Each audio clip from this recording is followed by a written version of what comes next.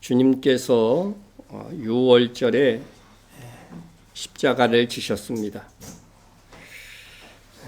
이것은 무려 1000년이 넘는 오랜 세월 동안 유월절 의식을 통해서 매년 반복적으로 예언된 바가 성취된 것입니다.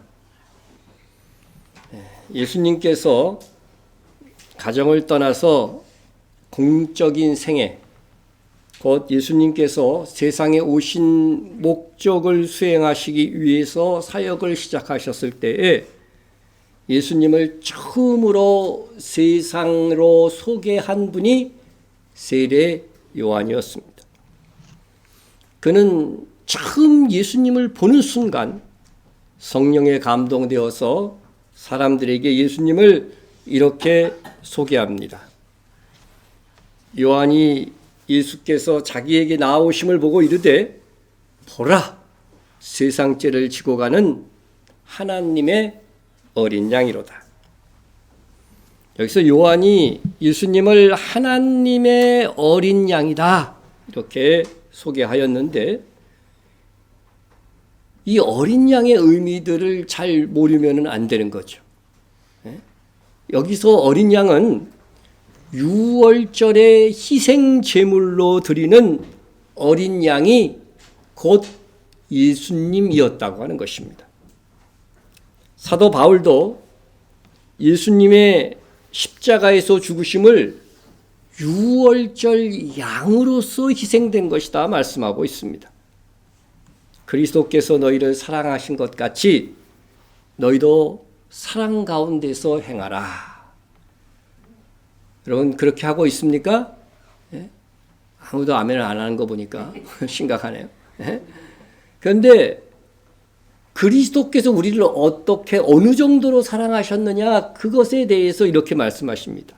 그는 우리를 위하여 자신을 버리사 향기로운 제물과 희생 제물로 하나님께 드려졌느니라.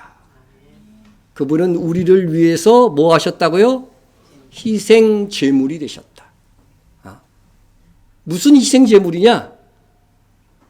우리의 유월절 양, 곧 그리스도께서 희생되었느니라. 예수님은 유월절 양으로 희생된 거죠. 요즘은요, 예수 안 믿는 사람도 저 사람이 희생양 됐다 그런 말 해요. 그죠? 모든 사람을 대신해서 그 사람이 온빵 뒤집어 쓰고 책임지고 그런 사람을 가리켜 희생양이라고 말합니다. 이게 다 성경에서 사실 나온 말이에요. 희생양. 예수님께서 유월절 희생양이 되셨느니라 오늘 본문이 그렇게 말하고 있습니다.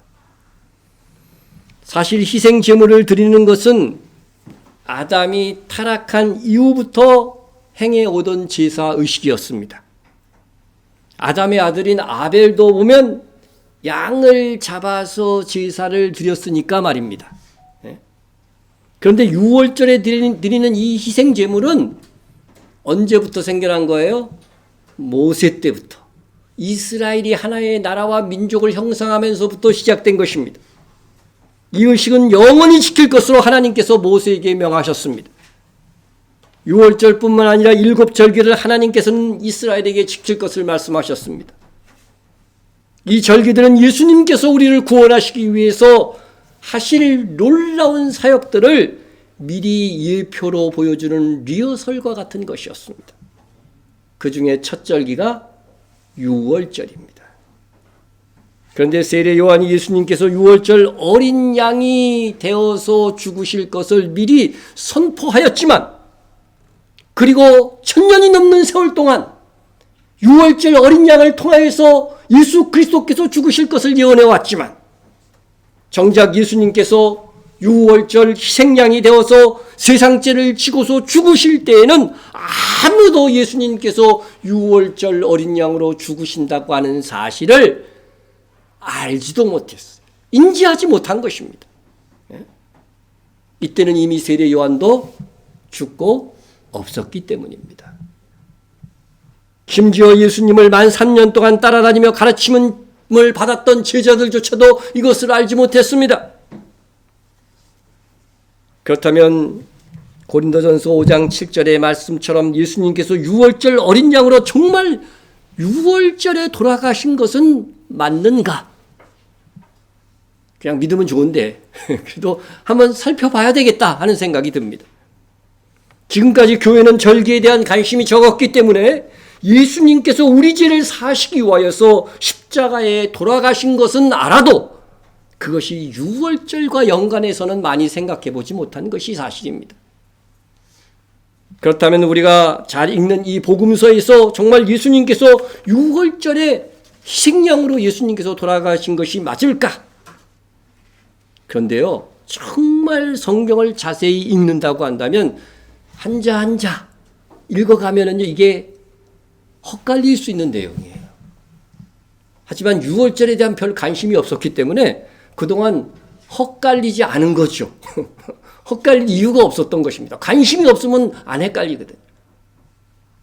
정말 예수님께서 십자가에 돌아가신 그날이 유월절이었을까? 이를 알기 위해서 우리가 기본 상식으로 알아두어야 될 것이 있는데 예수님 당시 유월절과 무교절은 거의 하나의 절기처럼 지켜졌습니다. 이렇게 유월절은 원래 원칙으로 하면 이거 하루죠, 하루.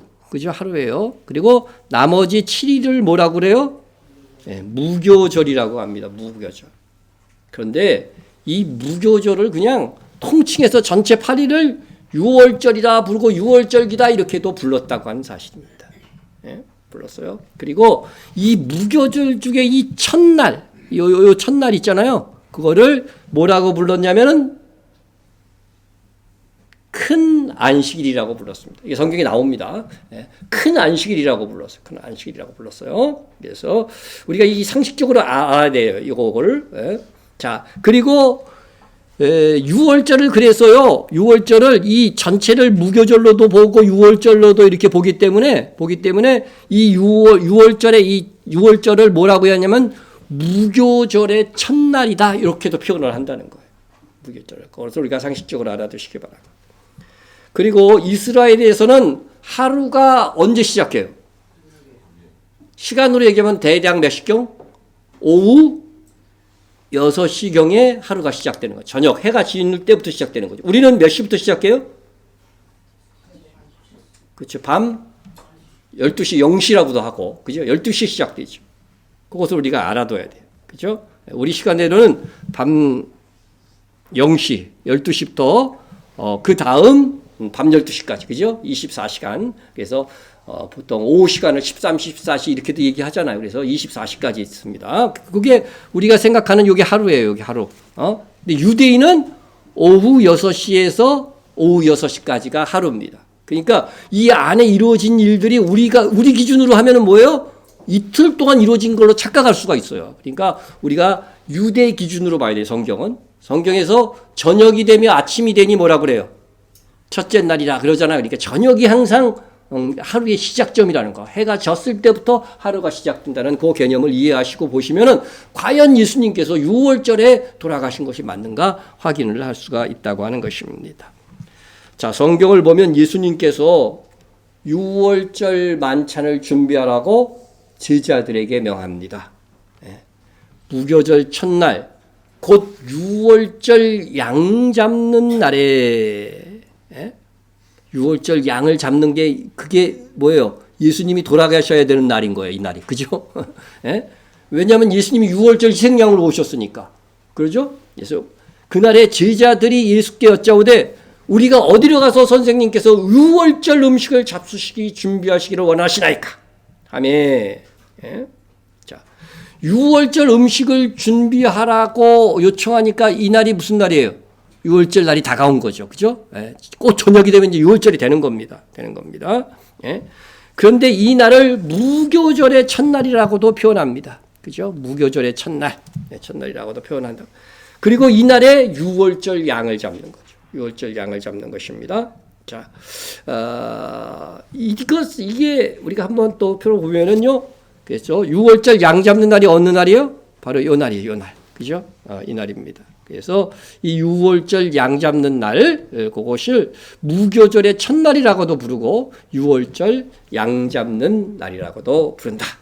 기본 상식으로 아시기 바랍니다.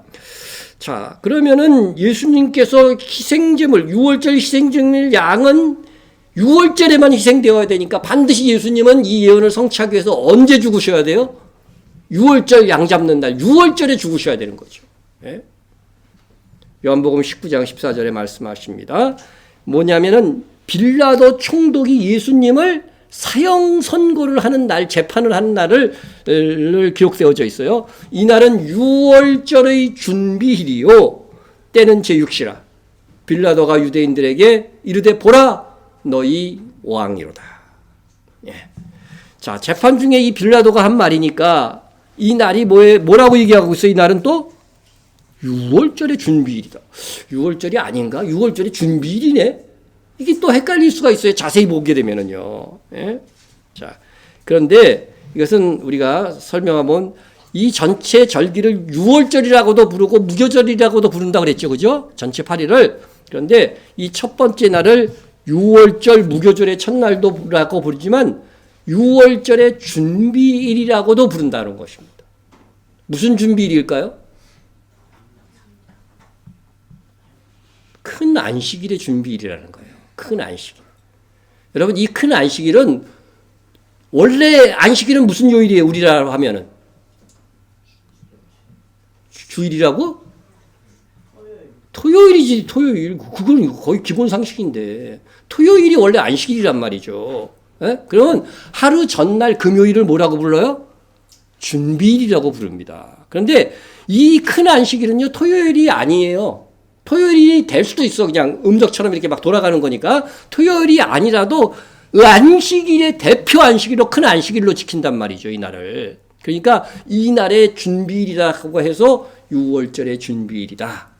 그냥 준비일이다. 이렇게도 부르는 것입니다. 부르는 것이요. 그래서 이런 용어 사용에 대해서 여러분들이 잘 이해하시기 바랍니다. 자, 그래서 6월절의 준비일이라고 있는 표현은 그 다음 날이 무교절의 첫날이 큰 안식일로 지키기 때문에 이것을 6월절의 준비이다 이렇게 표현하고 있는 것입니다.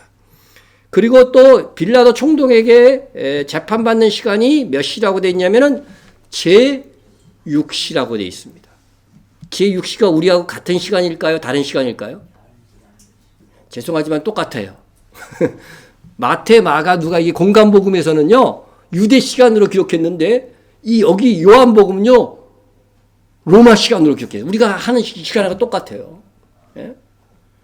여러분, 아침 6시에 재판하는 거 봤어요? 근데 지금 재판이 되고 있는 거야. 아주 특별한 경우라고 하는 것입니다. 그냥 돈이 트자마자 뭘 한 거야, 지금. 예수님에 대한 재판을 하고 있는 것입니다. 여러분, 유대인의 시간은 우리 시간과 다시 한번 비교해 보시면요, 우리의 오전 6시가 얘네들은 0시예요. 어떻게 하냐면 낮 시간을 12개로 나눠. 그죠? 그래서 여기서부터 이제 0시서부터 시작해서 1시, 2시 이렇게 가는 거예요. 그래서 오후 5시가 되면 12시가 되는 거죠. 12시가 되는 것입니다. 그래서 오전 6시부터 하루가 시작되는 그 시간에 예수님께서 뭐를 받으신 거예요? 재판을 받고 사형 선고를 받으신 거예요. 그리고 나서 3시간 골고다 언덕을 올려서 3시간 후에 예수님께서 십자가에 달리셨습니다. 예? 그리고 오후 3시에 십자가에서 돌아가신 거예요. 예? 유대인 시간은 제9시라고 되어 있어요. 그리고 오후 5시부터 이제 예수님께서 이 시간에, 이 3시 이후에는 6시까지 3시간 동안 장사 지내지는 그런 장면이 있죠. 그 요셉에 의해서 장사 지내지는 그런 내용이 성경에 있는 것입니다. 그러니까 하루가 오전 6시부터 오후 몇 시까지? 6시까지라고 그랬으니까 이 안에 뭐가 다 이루어진 거예요? 예수님의 죽으시는 모든 과정이 이날 성만찬에서부터 시작해서 다 이루어진 거죠. 다 이루어진 것입니다. 우리 말씀을 한번 봅니다. 이날은 준비일이라. 유대인들은 그 안식일이 무슨 날? 큰 날이므로. 큰 안식일이라고 부르는 그 날이라고 하는 거예요. 그 안식일에 시체를 십자가에 두지 아니하려 하여 빌라도에게 그의 다리를 꺾고 시체를 치워달라 하니. 그러니까 예수님께서 십자가에서 못 박히시고 죽은 다음에 이 사람들이 뭐라 그래요? 그 다음 날이 안식일은 절대로 이런 시체를 나무에 걸어놓는 일을 안 해요. 그래서 빨리 내려가지고서 그 큰 안식일이 되기 전에 어떻게 해달라는 거예요? 예수님을 시체를 처리해달라. 그렇게 요청을 한 것입니다. 자, 이런 상식이 없이 우리가 성경을 읽으면 예수님이 유월절 어린 양이라고 했는데 실제 유월절에 돌아가시지 않은 것으로 오해할 수 있다. 유월절 하루 전날 돌아가신 게 아닐까? 이렇게 생각할 수 있다는 것입니다. 이제 예수님께서 십자가에서 죽으시고 무덤에 묻히셔야 됩니다. 여러분, 예수님께서 무덤에 들어가는 것을 예언한 절기는 뭐예요? 무교절입니다. 무교가 무슨 뜻이에요? 오늘 말씀을 읽었듯이 누룩이 없을 무, 그죠? 누룩이 들어가지 않는 떡을 먹는, 오늘 성찬식에 누룩 들어가지 않는 떡을 먹는 거예요. 그래서요, 누룩이 들어가지 않는 떡을 먹는 절기라고 하는 거죠. 누룩은 뭘 의미해요? 죄악을 의미하는 거죠. 예수님이 십자가를 지셨으니까 어떻게 돼요? 죄가 없는 모습으로 무덤에 들어가는. 우리의 죄가 어떻게 돼요? 무덤으로 들어가는 거예요. 예수 그리스도를 믿으면 예수 그리스도와 함께 십자가에 못 박히는 거예요. 믿음으로. 그런 것입니다. 그래서 예수님께서 이때 이제 장사 지내는데 언제 장사 되어지느냐 하면은요. 자, 이것을 먼저 보겠습니다. 이날은 준비일이요. 또 무덤에 가까운 고로 어떻게 돼요? 예수를 거기에 두니라 이렇게 말하고 있어요. 그렇죠?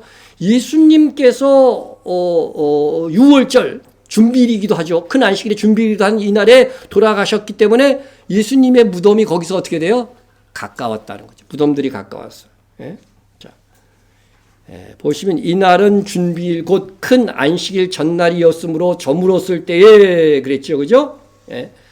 자, 이날은 준비일인데 큰 안식일 전날이 곧 다가와 갖고 다 이제 저물었다는 거죠. 저물었어요. 예? 이때에 부자 요셉이 와가지고서요. 요셉이 와가지고서 뭐를 해요? 예수님을 장사합니다. 예, 보시면 장사할 때 그 시간이 나왔는데 이를 내려 세마포에 싸고 아직 사람을 장사한 일이 없는 바위를 판 무덤에 넣어두니 이날이 준비일이요. 큰 안식일이 어떻게 되었어요? 거의 다 되었더라. 그래서 정확하게 하루가 시작하는 건 해질녘이기 때문에 이제 오후 6시 내외가 되는 것입니다. 그때 돼서 예수님의 시체가 어디에 들어갔어요? 무덤에 들어가신 것입니다. 그래서 무교절에 의미하는 바 예수님께서 십자가에 들어가시는 것이 이렇게 성취가 되는 것입니다. 그 다음 예수님의 시신은 무덤에 며칠 동안 있었어요? 무덤에 며칠 동안 있으셨어요? 그렇죠. 3일이죠. 3일. 그냥 3일이라고 하면 안 되고 밤낮 3일입니다. 밤도 3번 지나야 되고 낮도 3번 지내야 돼요. 왜 그래요? 예수님이 말씀하셔서 생전에 요나가 밤낮 사흘 동안 물고기 뱃속에 있었던 것 같이 인자도 어떻게 돼요? 밤낮 사흘 동안 땅속에 있으리라. 예수님께서 죽으신 기간이 아니고 땅 속에 있는 시간이 어떻게 돼요? 밤낮 3일이에요. 밤낮 3일. 예?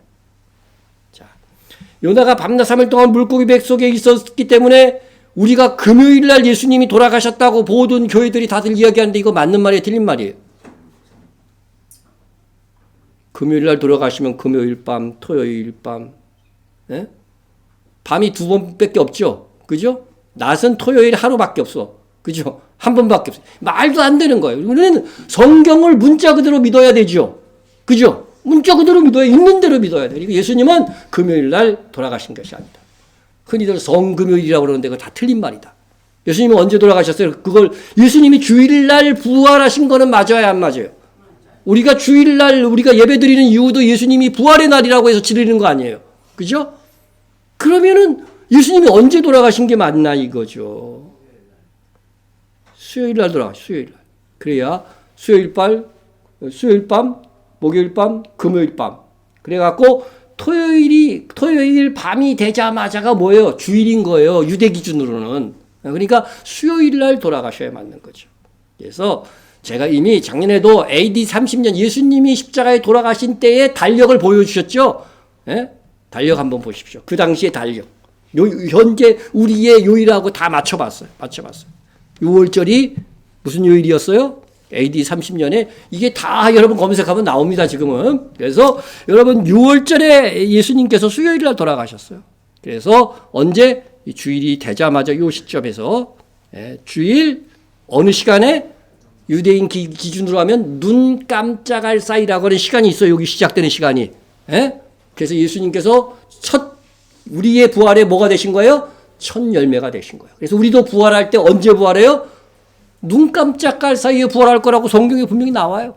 그죠? 그러니까 예수님이 부활의 첫 열매가 됐기 때문에 여기에 주일이 되자마자 우리의 날짜 기준이 아니라 유대 날짜 기준으로, 그러니까 토요일 날 밤이 되자마자 주님께서 부활하신 것입니다.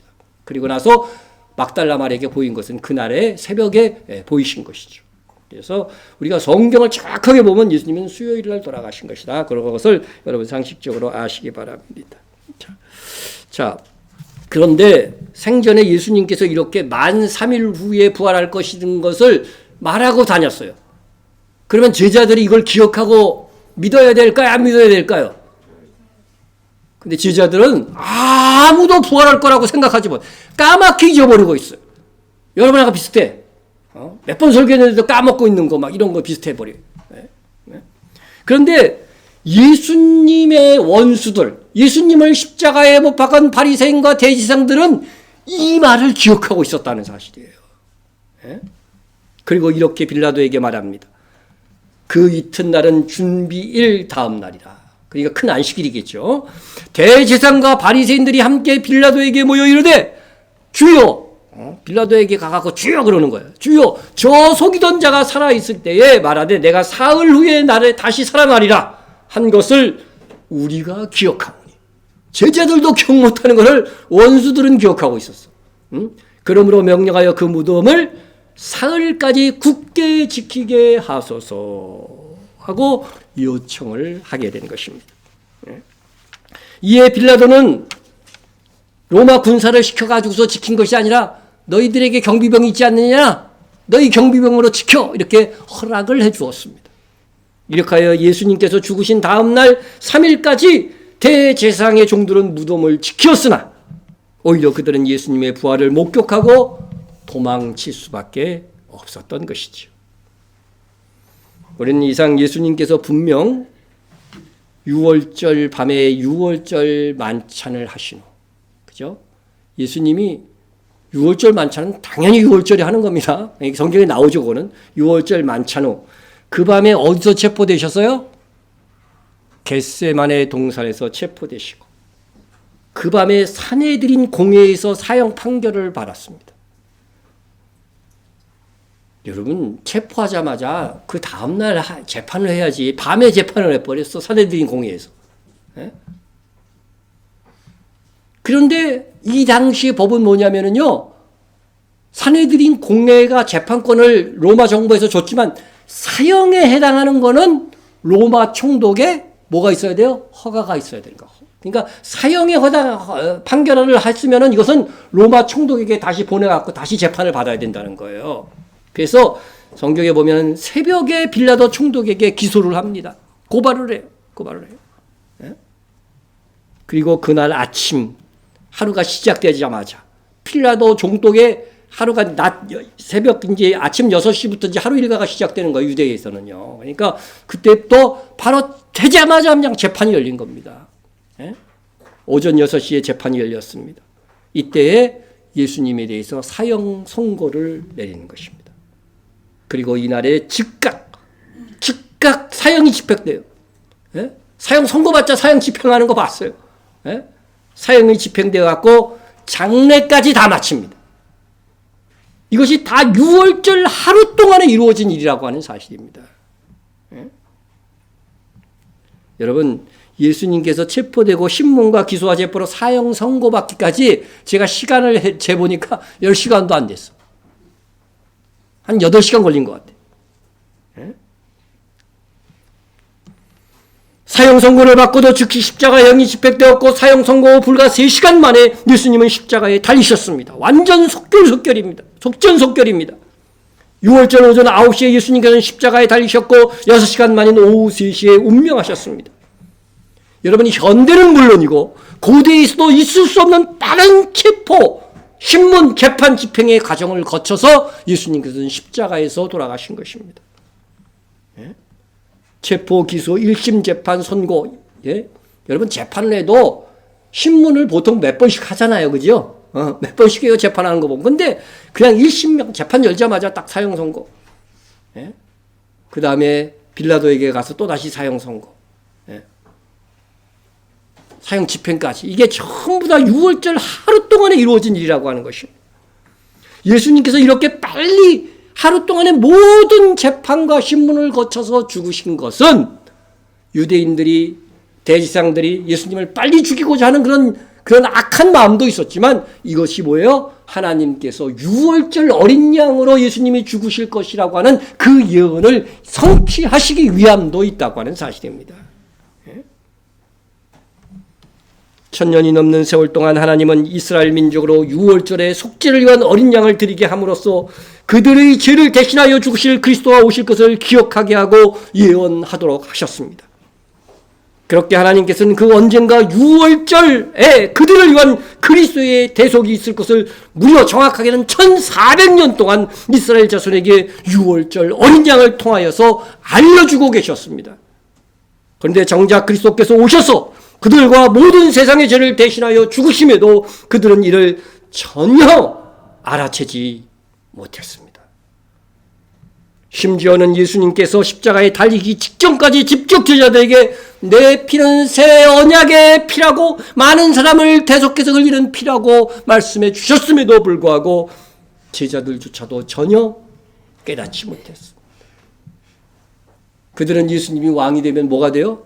나는 장관 될 거야. 여기에 완전 심취되어 있어가지고서요 다른 소리가 안 들어오는 거죠.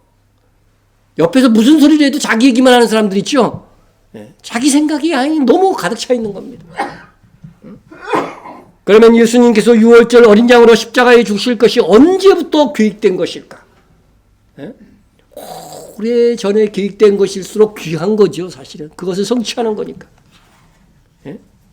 창세전에 계획된 십자가입니다. 창세전에 계획된 십자가.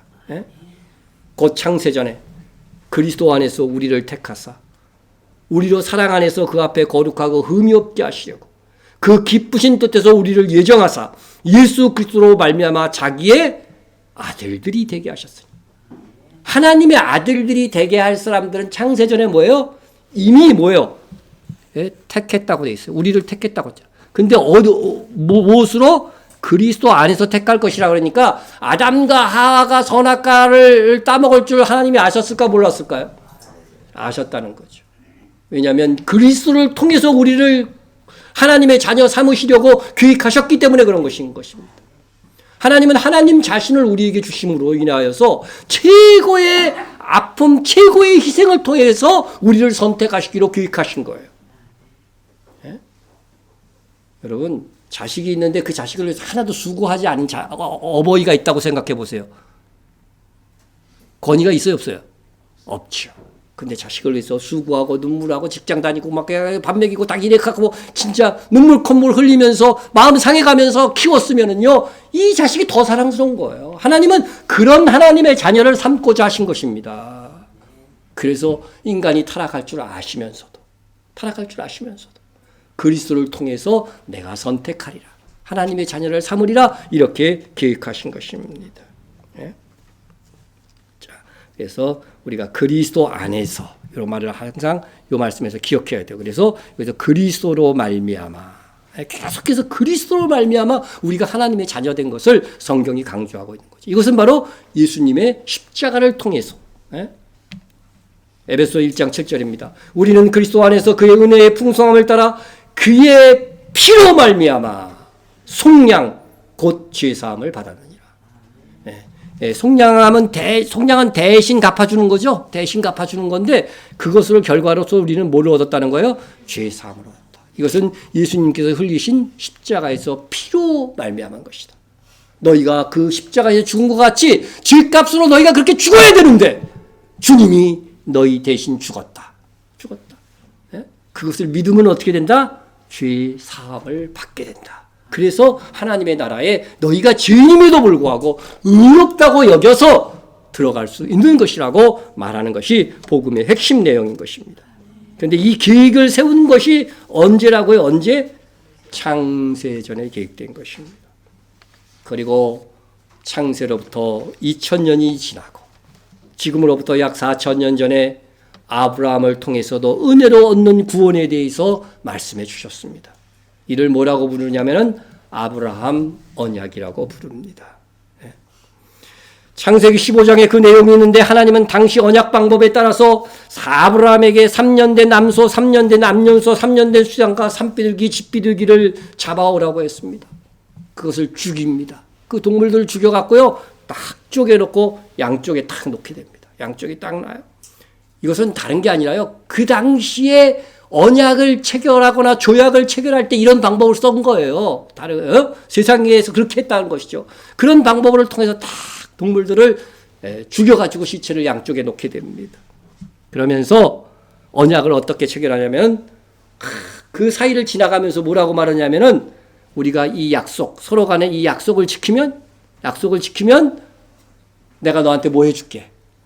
너는 나한테 뭐 해줄래. 그래서 여기서 언약을 맺는 거예요. 언약을 맺는 거예요. 하나님은 뭐예요?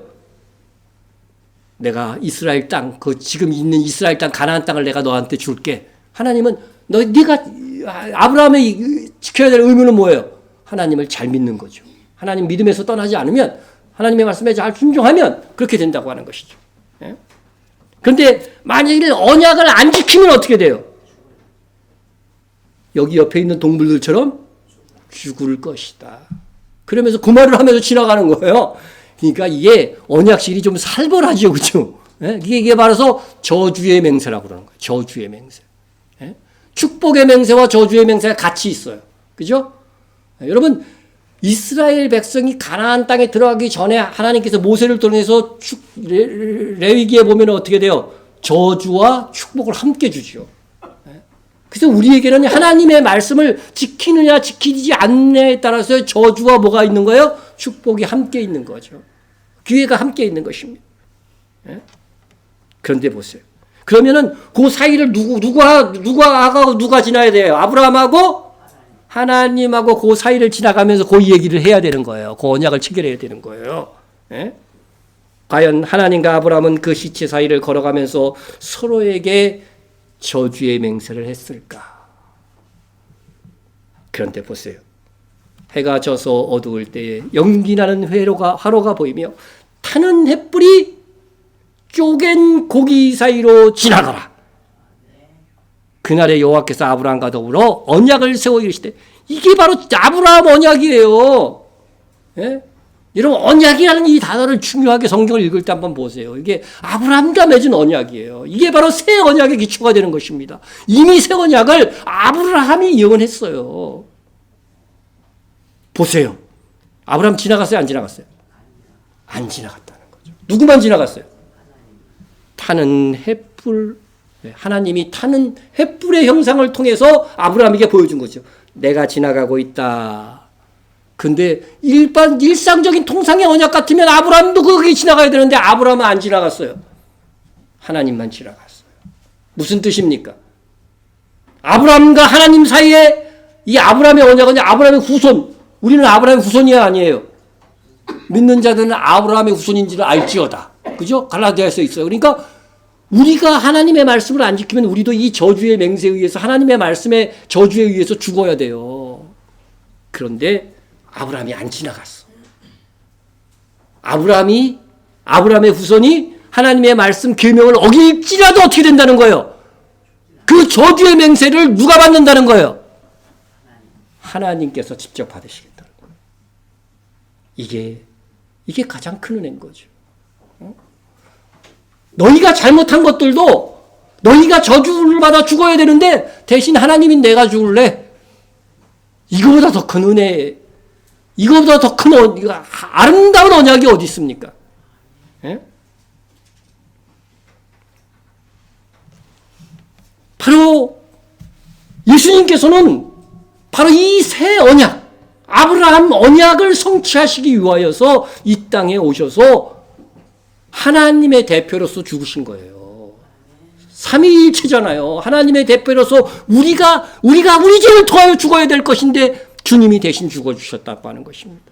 이것을 창세전부터 또 4,000년 전 아브라함의 언약을 통해서도 말씀해 주신 것입니다. 그런데 주님이 오고 가는 모든 세대의 죄를 대신하여 죽으셨어도 그를 믿는 자들만 속량 곧 제사함을 얻을 수 있습니다. 이것이 구원받을 수 있는 유일한 길입니다. 믿는 거 어렵지도 않은데요. 이게 안 되는 거예요, 사람들에게. 왜 안 될까요? 하나님이 택하지 않은 자들은요, 안 믿어진다니까? 우리는 100% 믿어지잖아요, 그죠? 근데 안 믿어져요, 이 사람들은요. 안 믿어지니까 여기 안 나오지. 예? 믿는 자들만 구원을 얻는 것입니다. 예? 여러분, 우리의 구원이 우리의 행위와 수고와 절제와 노력의 결과도 얻어지는 것이라고 한다면 우리는 은혜로 구원받은 것이 아닌 것입니다. 예?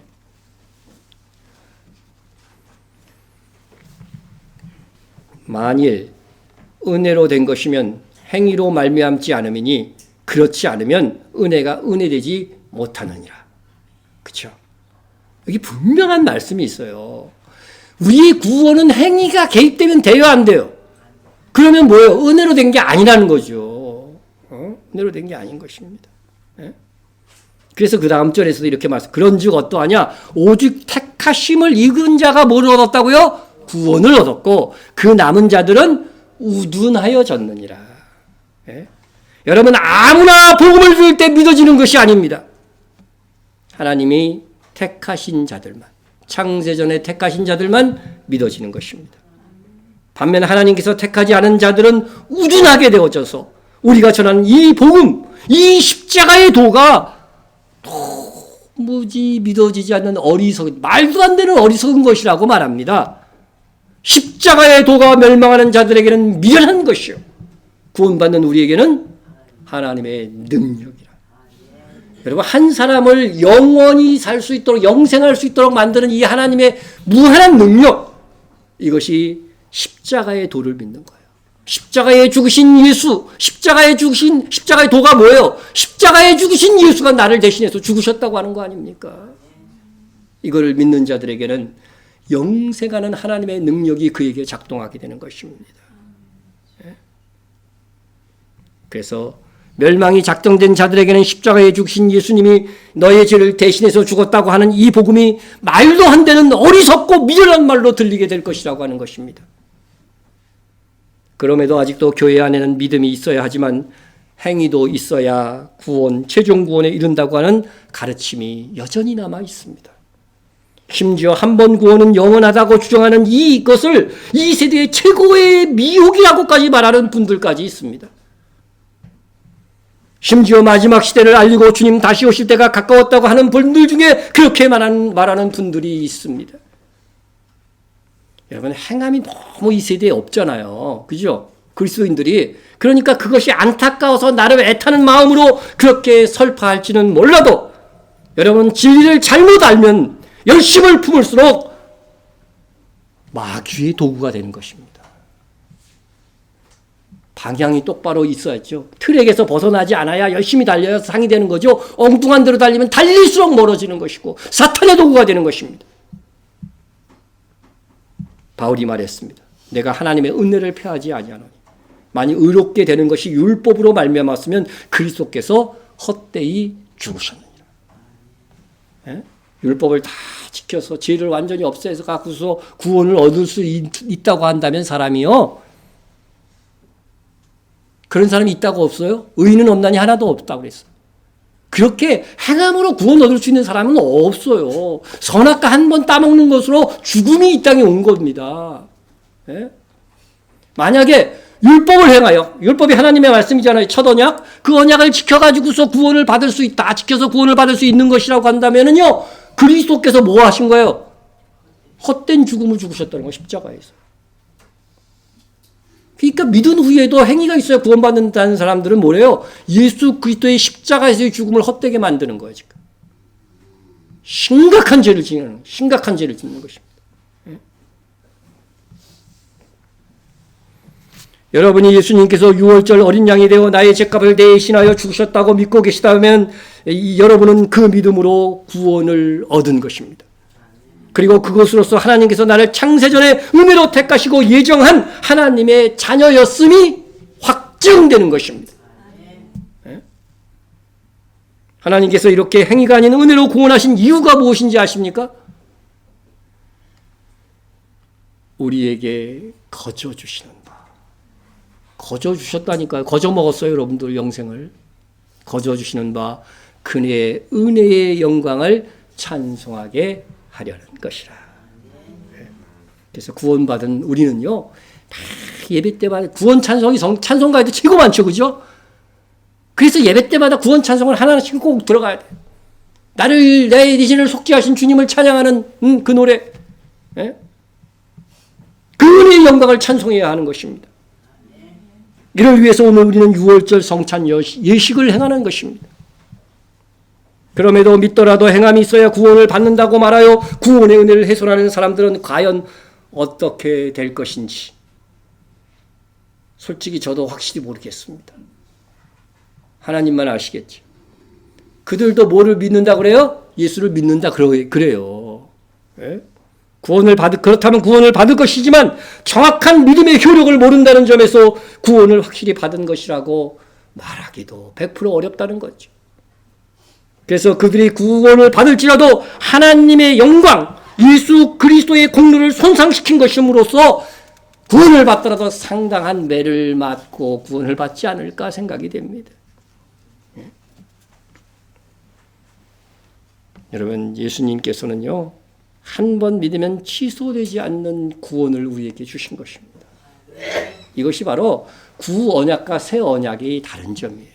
그래서 예수님은 십자가에 돌아가실 때 반드시 내가 죽는 이 죽음은 새 언약을 세우는 것이라 말씀하셨어요.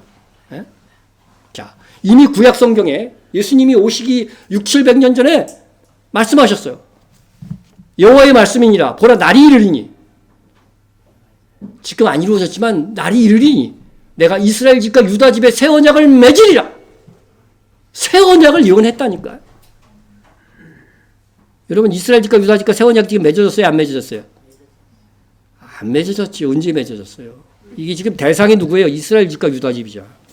우리에겐 맺어졌지. 우리 이방인이 먼저 맺어진 거예요. 그러나 이스라엘 집과 유다 집은 아직 이 예언을 앞두고 있는 거예요. 이거는 예수 그리스도께서 지상 재림할 때 이루어질 일입니다. 예?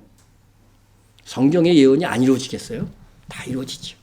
자, 이 새 언약을 한번 보세요. 이 언약은, 그러니까 새 언약이지, 지금 새 언약 말하고 하는 거니까, 이 언약은 내가 그들의 조상을 손을 잡고 애굽 땅에서 인도에 내던 날에 맺은 것과 같지 아니할 것은, 새 언약이라는 것은 첫 언약이 있었다는 거예요? 안 있었다는 거예요? 있었다는 거죠. 그죠? 있었다는 겁니다. 그 첫 언약이 언제?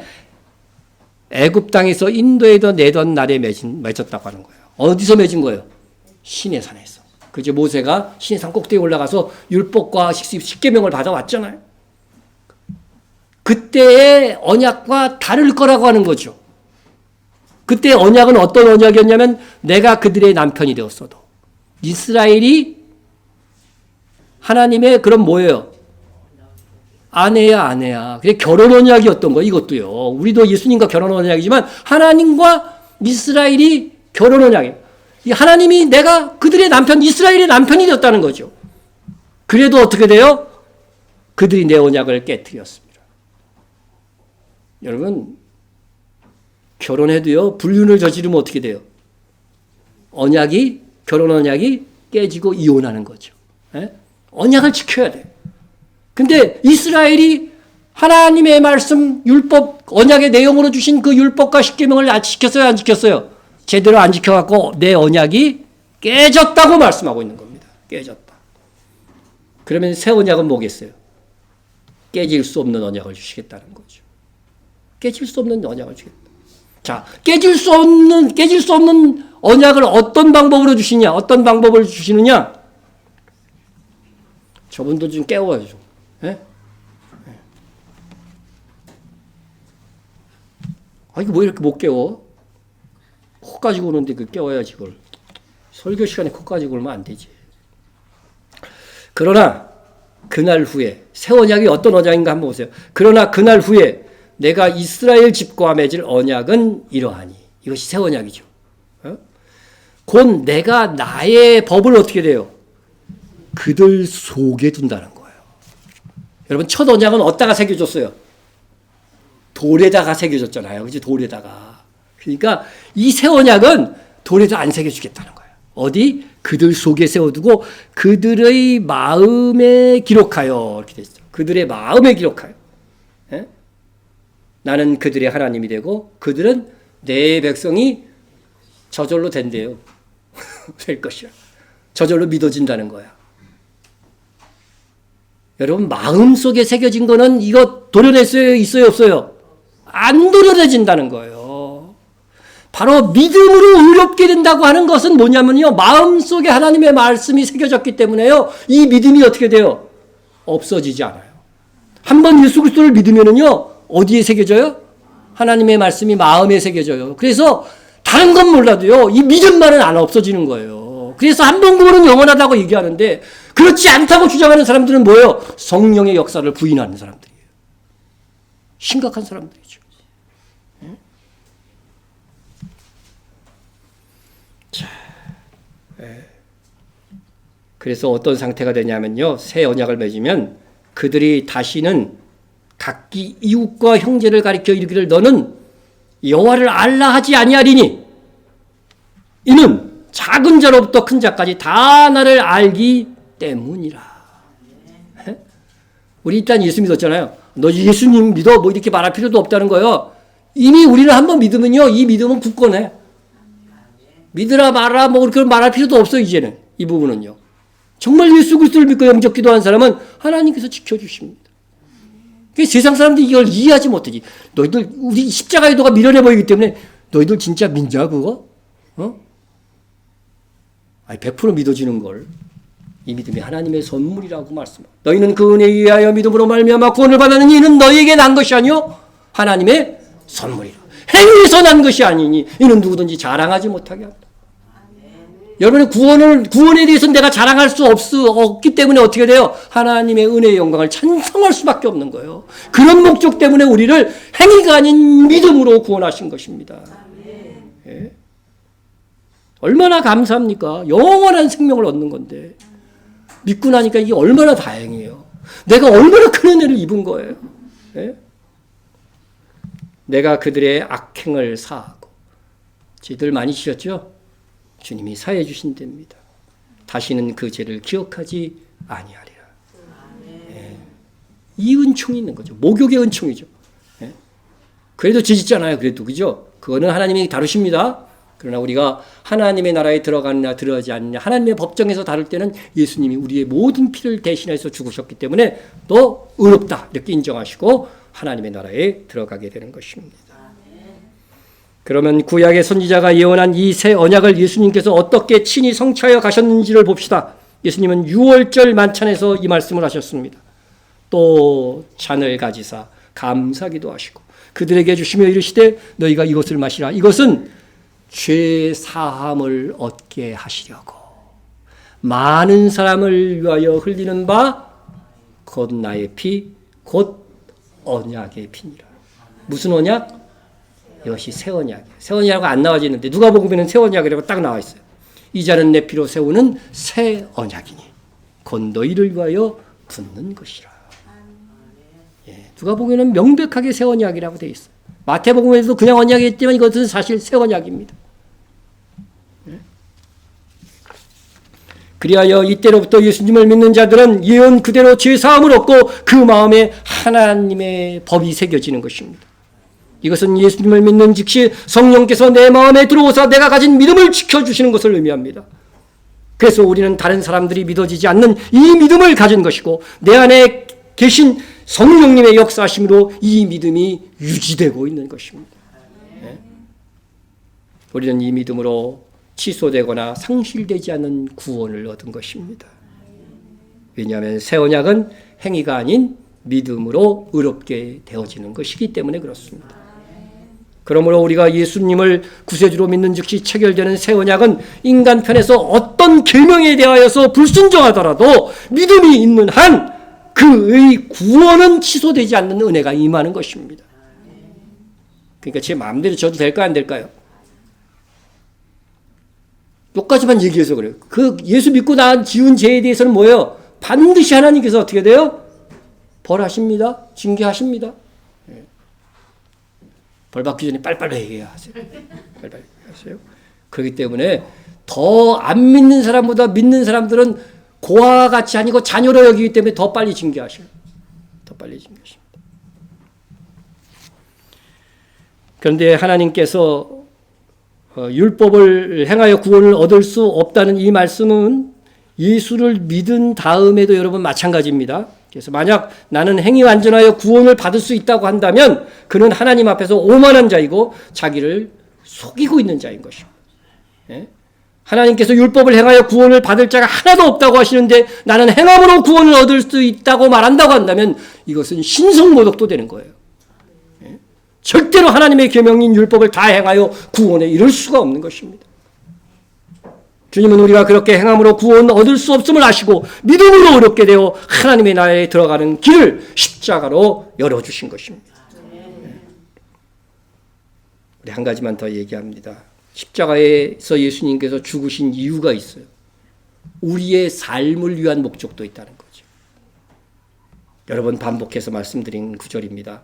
그가 모든 사람을 대신하여 죽으심은, 그죠? 예수님이 죽으신 이유를 밝히고 있어요. 살아있는 자들로 하여금 다시는 그들 자신을 위하여 살지 않고 오직 그들 대신하여 죽었다가 다시 살아나신 이를 위하여 살게 하려 합니다. 그렇죠? 누구를 위해서 살아야 돼 이제? 예수를 위해서 살아야 됩니다. 그렇게 살고 있습니까? 예. 그가 우리를 대신하여 자신을 주시면 모든 불법에서 우리를 속량하시고 예? 우리의 죄사함을 이루신 거예요. 우리를 깨끗하게 하사 선한 일을 열심히 하는 자기 백성이 되게 하려 하심이라. 예. 자, 이렇게 수고하면 어떻게 된다고요? 인자가 아버지의 영광으로 오리니 그 천사들과 함께 오리니 아버지의 영광으로 그 천사들과 함께 오리니 그때 각 사람이 행한 대로 갚으리라. 예수 믿고 예수를 위해서 살면요 그 행위를 갚아준대요. 그 행위를 구체적으로 어떻게 얘기하고 있냐면요. 요 앞에 나와요. 요 마태복음 16장 27절 앞에 오는데 내가 하나님의 일을 생각지 아니하고 도리어 사람의 일을 생각하는도다 하시고 이에 예수께서 제자들에게 이르시되 누구든지 나를 따라오려거든 자기를 부인하고 자기 십자가를 지고 나를 따를 것이니라. 여러분 자기를 부인하고 자기 십자가를 지고 예수님을 따라온 만큼 주님께서 아버지의 영광으로 오실 때 뭐를 주신다고요? 그 행위를 따라서 상을 주시겠다고 말씀하고 있습니다. 여러분 십자가는 편한 게 아니에요. 그죠? 뭔가 내가 힘들고 손해되고 헌신하는 것이 있어야 십자가입니다. 예수 믿고 번성하고 잘 되려고 하는 이런 번영신학은 다 잘못된 것입니다. 십자가를 져야 번성하는 거예요. 십자가가 있어야 부활의 영광이 있는 것입니다. 주님이 그걸 우리에게 원하고 계신 것입니다. 그래서 주님이 십자가를 지시며 우리에게 기대하신 대로 살아가겠다고 굳게 결심하는 여러분이 되시기를 축원합니다. 우리 한번 통성으로 기도하겠습니다. 우리가 새 언약의 잔 오늘 성찬 예식을 나눌 것입니다. 나누기 전에 창세전에 나를 택하신 하나님의 은혜의 영광을 찬송하고 나의 죄값을 담당하여 담당하신 예수님의 공로에 감사를 표하시기 바랍니다. 주님께서 아버지의 영광으로 오실 때까지 나의 십자가를 감당하여 주의 일에 더욱 힘쓰는 자로 살겠습니다. 고백하시기 바랍니다. 우리가 지난주에 전하신 1:1 다른 사람에게 복음을 전할 수 있는 여러분 도구를 여러분에게 제시했습니다. 1:1로 복음을 전할 수 있는 능력을 주소서하고 기도하시기 바랍니다. 오메르 기도회 4월 9일부터 시작하는 오메르 기도회를 위해서 기도해 주시고요. 성령께서 역사하시는 시간이 될 수 있도록 기도하시기 바랍니다. 우리 교회 선교 사역을 위해서도 함께 기도해 주시기 바랍니다. 통성으로 기도합니다.